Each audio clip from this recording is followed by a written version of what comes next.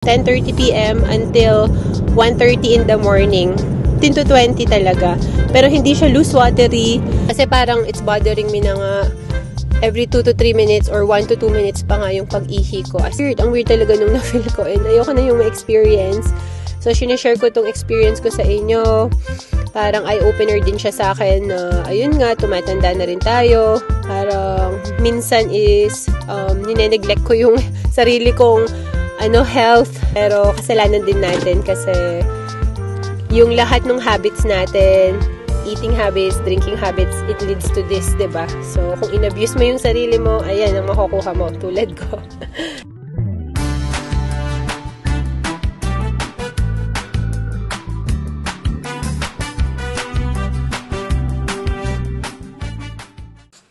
Andito ako ngayon sa walk-in clinic. Buti may naka-open ngayon on a Sunday. Pero lang sila, 10 to 4 p.m. May sabihin ko sa inyo bakit. Sinamahan ako ni Ivan. Yung mga tao is walang tigil din sa pagdating. Kasi ito lang yung nakabukas na walk-in clinic ngayon dito sa Northwest. So, ayun. Sana dumating na rin yung doctor. Halos 30 minutes na rin kami dito. Or more pa yata. Pero okay lang, at least matitignan ako ngayon. Ayun guys, so kakadrop ko lang nung prescription ko. Binigyan ako ng antibiotics. Dito siya sa may Shoppers. Pero 1 hour yung waiting. So, alis muna kami, magpapagas. Tapos, balik na lang kami. Nakaset up ako for text message. Ite-text na lang daw niya ako pag ready na to pick up. So, pagas lang kami. And then, balikan na lang natin. Iniwan pala namin si Kiyang kay Ma'am. Buti na lang kasi halos 1 hour din bago ako natignan ng doctor kanina. So, matagal-tagal din. Ayun. So, pupunta muna tayo sa mobile. Papagas muna. Sabi rin sa Shoppers is 1 hour. Kasi busy sila. Ang daming nag-walk-in din dun sa... Pumunta pala kami guys dyan sa may Creekside Medical Clinic. Para sa mga list ng mga walk-in clinics, bago kayo umalis at magpunta lang sa kahit na anong clinic, may medimap.com.ca na pwede nyong puntahan. I-search nyo lang walk-in clinic Calgary nearby kung nasaan kayo para makita nyo yung mga clinic na tumatanggap ng walk-in. Kung sakaling may issues kayo and then wala yung family doctor nyo or puno na yung araw ng family doctor nyo at di kayo masingit. So, importanteng i-check nyo yun para alam nyo kung saan yung mga clinics na tumatanggap. So, doon ko nahanap to na open yung Creekside. Actually, una pumunta kami dun sa Nolan Hill Medical Clinic kasi nakalagay siya dun sa Medimap. Pero, unfortunately, hindi yata updated at closed sila. So, ayun. Buti ito, open siya sa amin kasi Northwest kami dito. So, ayun. Sinishare ko lang sa inyo yung experience ko. So, kagabi guys, around 10:30. Lumabas kasi kami kahapon. Around 10:30 p.m. Abruptly lang nangyari lahat. So, naiihi ako and then parang yung feeling mo na nababalisaw-saw ka. So, nag-push talaga ako ng fluid. Uminom ako ng madaming tubig. And then after that, nagka-urge ako na magdumi. So, akala ko normal lang kasi parang feeling ko yung dagawa ng fluid. Kaya, nagka-urge ako na magdumi. And then, suddenly, biglang dumalas yung pagdumi ko. Like, in a span of 10:30 p.m. until 1:30 in the morning. Walang exaggeration to. 15 to 20 talaga. Pero, hindi siya loose watery. So, I don't think diarrhea yun. Sinearch ko pa nga. Tapos, ang weird lang kasi nung symptoms ko kanina. Tapos, hindi talaga ako nakatulog. Hindi niya ako pinatulog. Every time dudumi ako is may kasama na ngang ihe. And then, sa kalagitnaan, mga 12:30, bigla yung pag-ihi ko may kasama ng sakit at the end nung urination ko. So, masakit na rin siya at the end. To the point na parang iniipit ko na yung legs ko. Yung kapag end nung pag-ihi. Masakit talaga. Pero walang ibang masakit, yun lang. Tapos, so, ayun, pinatulog na namin si Kian. Sabi ko kay Iban, tabihan na kasi mapupuyat siya. Supposedly kasi may class si Kian ngayon. Taekwondo tsaka swimming. Pero yun nga, gawa nung nangyari sa akin, pinagpaliban na muna namin. Tapos around 1:30 nag-stop ako sa pagdudumi. And then after nun, yung pumalit naman is yung frequency sa pag-ihi. Naging every 2 to 3 minutes, as in literal kakaupo ko lang, tatayo na naman ako para umihi. So nagsa-search na ako ng mga nearby hospital. Tinignan ko yung wait times. So nakita ko nga sa Foothills 2 hours and 30 yata. Tapos saka ko nakita na may urgent care dito, which is hindi ko rin alam. Nakita ko yung wait time sa may Airdrie is 6 hours. So parang ayoko naman pumunta doon. Kasi feeling ko hindi pa naman sobrang urgent yung nafe-feel ko. May isa pa sa South. 6 hours din yung wait time ng urgent care din. Yung iba is closed. Tapos sa kaka-search ko, nakita ko may 811 pala dito na pwedeng tawagan kapag ganyan, which is free and it's round the clock. So sila, trained na nurses. Tinawagan ko na siya around 2:15 kasi parang it's bothering me na nga every 2 to 3 minutes or 1 to 2 minutes pa nga yung pag-ihi ko, as in kakatapos ko lang, kakaupo ko lang, and may urge na naman, and madami yung lumalabas kasi nga nag-push ako ng fluids, diba? So ayun, na-bother na talaga ako. Tinawagan ko na yung 811. Ang tagal namin nag-uusap, guys. 36 minutes kasi ang dami niyang kinuhang information sa akin. Kasi first time kong tumawag. So, in-update niya yung file ko. Allergies mo. I-ready nyo pala yung FIN number nyo, guys. Yung health card, Alberta health card. Kung tatawag kayo sa 811. Tatanungin yun. Tinanong yung pangalan ko, birthday, address. Yun, yung allergy nyo. Ano pa ba yung tinanong? Yun, yung symptoms nga, kung anong nangyari sa inyo. Then, pinahold niya ako ng konti. Then afterwards, tinanong pa niya ako, may lagnat daw ba ako? So kinuha ko yung thermometer. Nung kausap ko siya the whole time, hindi na ako tumayo sa toilet. Tapos naririnig nga rin niya yung every time umiihi ako. So alam niya na hindi naman ako nagsisinungaling sa sinasabi ko. Tapos, yun, pinacheck ng temperature ko.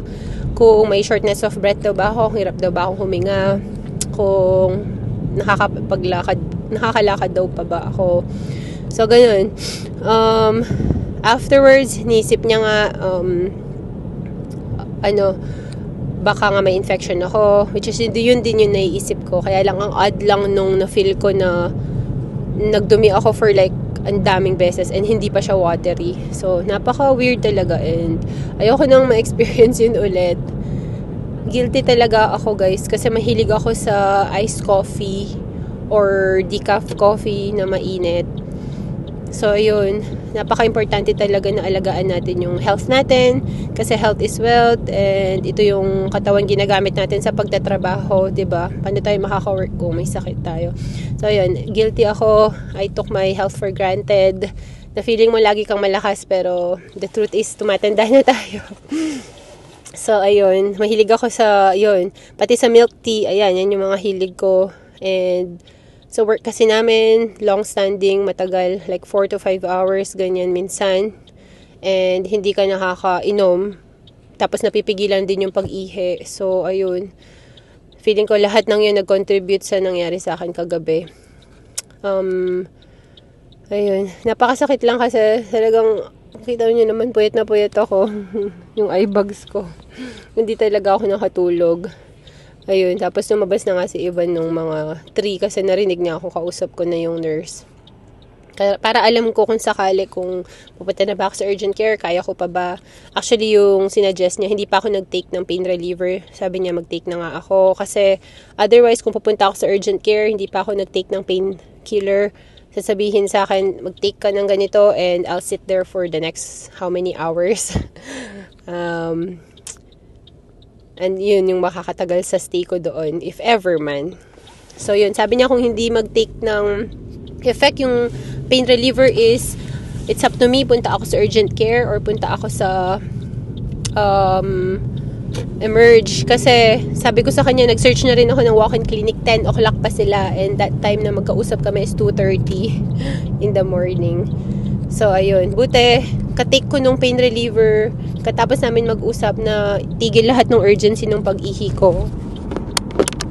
Tapos nakatulog na rin ako. Actually natulog kami ni Ivan sa sofa. Sinamahan na niya ako dun sa labas. Ayun, para if ever man kung kailangan man akong dalhin na sa urgent care, which is thank God, hindi naman na kailangan, nakatulog kami. Nagising na ako ng halos 10. Pero, ayun, tinry kong umihi. May sakit pa din sa pag-ihi ko, pero wala na yung urgency. So, thank God.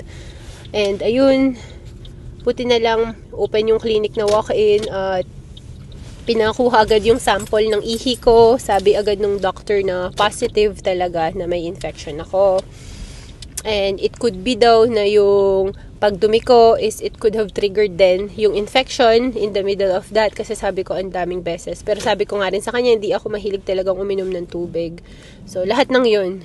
Tsaka yung pagpigil ng ihi. So lahat talaga ng yun nag-contribute dito, guys. So yun lang. Gusto ko lang i-share sa inyo yung experience ko na dito sa Alberta may pwede kang tawagan na 811 na free round the clock any time of the day, guys.